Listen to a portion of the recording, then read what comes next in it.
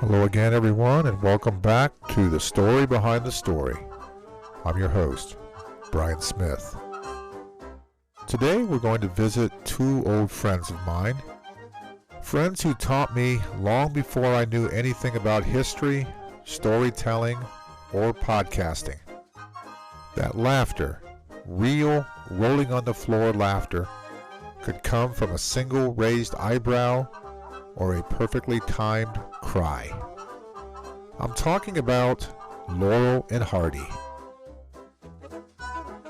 When I was a preteen, maybe around 10 years old, there wasn't anything quite like flipping on the TV in the late 1960s and stumbling across those classic movie shorts. Back then, local stations filled afternoons with old comedy gold. The Bowery Boys, the Three Stooges, and of course, the Marx Brothers. The Stooges were slapstick at its best and worst, depending on how many eye pokes or hammer bonks happened in a given moment. The Marx Brothers, well, they were a little ahead of my 10-year-old mind. Groucho's one-liners flew right past me like a jet airplane. Now that I'm an adult, I love the Marx Brothers.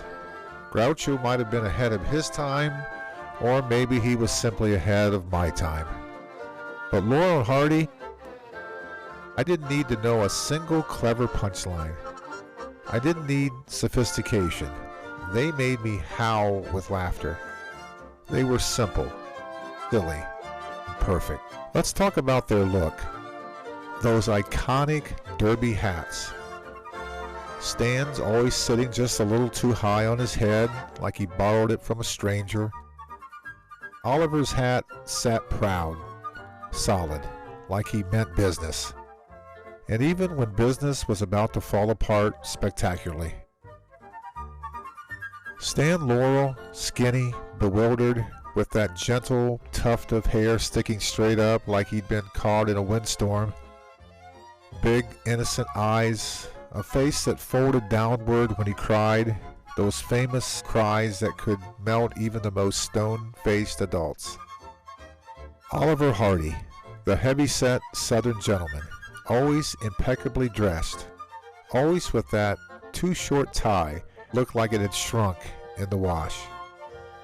Every time I see my brother Jeff in a tie, I think of Oliver Hardy.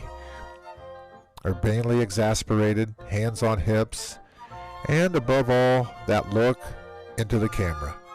The one that said, "Can you believe what I have to put up with?" To this day, Oliver Hardy's fourth wall breaks are legendary. In fact, in the 1932 film County Hospital, he delivers one of the earliest known screen glances directly at the audience. It was pure comedic gold.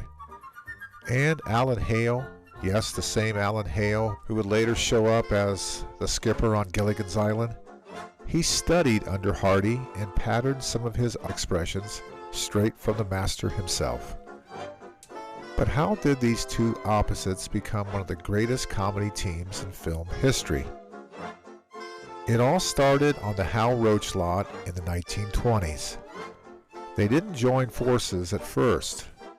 No, they were just two actors working in the same orbit. But Hal Roach, the king of comedy, saw something the moment their paths crossed. Chemistry. Perfect chemistry. Like peanut butter and jelly. Like Abbott and Costello.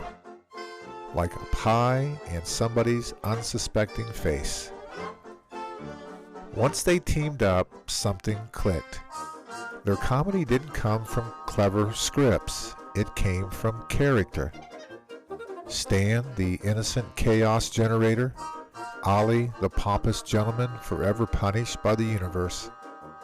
They improvised heavily, shaping scenes around reactions, around expressions, around timing so precise you could set a watch to it. And boy, were they popular.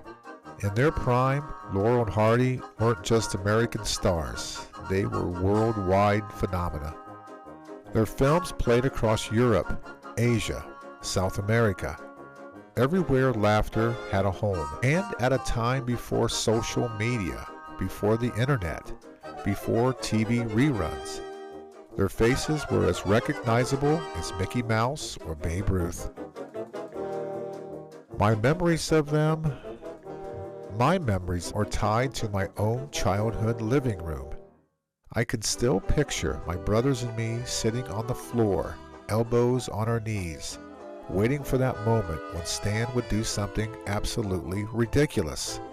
Something that would inevitably lead to Oliver Hardy getting annoyed, getting punched in the face, falling into water, or getting honked at by some horn. His dignity evaporated like steam. And if I ever forgot which one was which, it was easy.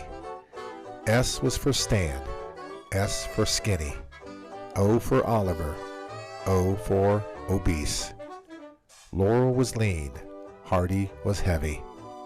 A childhood mnemonic that has stuck with me all these years. As an adult, my favorite of their films still hold up beautifully.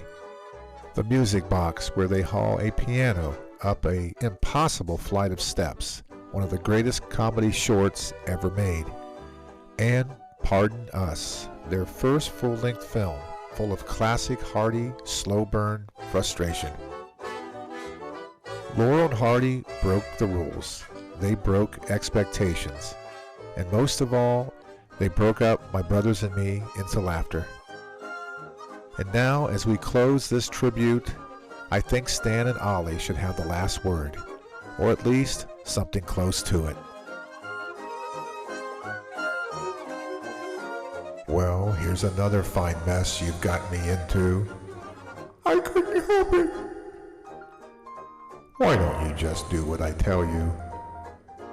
I was doing what you told me not to do, so I figured I must be doing what you wanted. They were the originals. They were pioneers. They were simply Laurel and Hardy. And that's the story behind the story.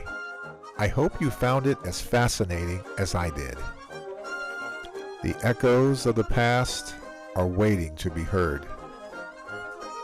My name is Brian Smith, and we are history.